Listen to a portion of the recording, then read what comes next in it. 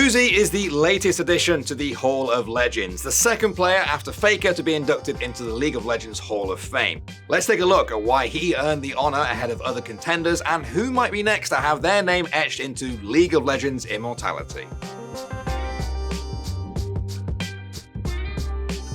Uzi is AD carry personified, and for many people, the greatest player to touch the game after Faker. The Chinese pro began his career in 2012 with Royal Club and quickly earned a reputation for his slick movement, perfect positioning, and clutch plays when his back was against the ropes. Oh, lovely, naturally going very deep. Cool gonna go over towards Sammy. There's a Stan United being used very early. Uzi is coming in from the backside. Surprise, here comes the Vayne. Kill for White. San's not going to escape this one. They focus down Uzi, but look at him. He's still alive. He's still surviving. He stays alive. Ace for Royal Club. What an amazing fight coming out of Uzi. My God. Uzi was a key factor in Royal Club's incredible run to the 2013 World Championship final, where they ultimately fell to Faker's SKT T1 in his first World's title win. And it's important to remember, Uzi was just 15 years old at the time. That's something that's often overlooked given the extraordinary level he was already playing at. He suffered another heartbreaking loss in the 2014 Worlds final to Samsung Galaxy, but making it to back-to-back Worlds finals helped cement Uzi as one of the game's greats. His skill on squishy, unforgiving champs like Vayne and Cogmore became legendary. RNG built their teams around him, running the now famous Protect the Puppy comps that focused entirely around keeping Uzi alive. He was famously resource-hungry, demanding all the farm and attention his teammates could spare, but in return, he delivered. After brief stints with OMG and QG Reapers, he returned to RNG in 2016,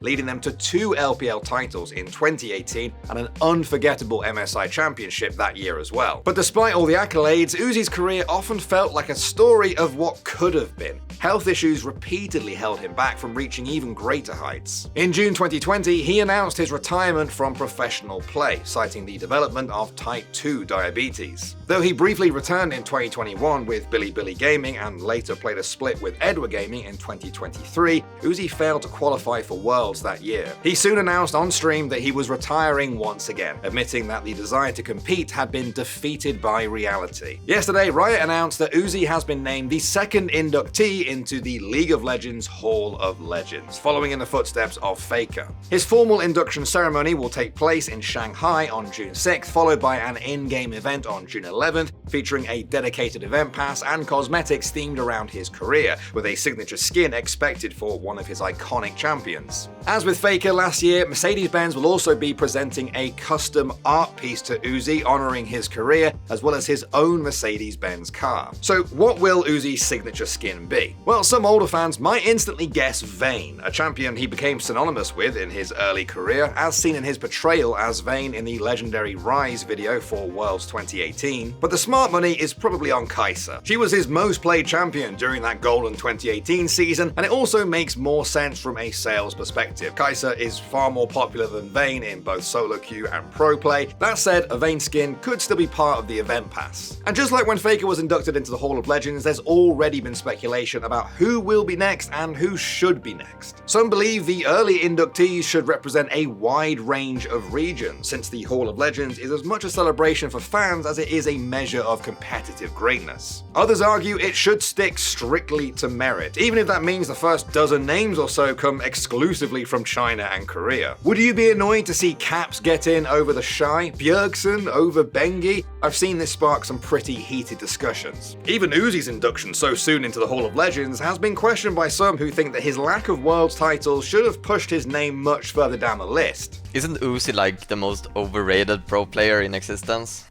I don't know. No. His peak was Okay, pretty crazy, buddy. I think. Good reach, Fate. I just remember him not being that good.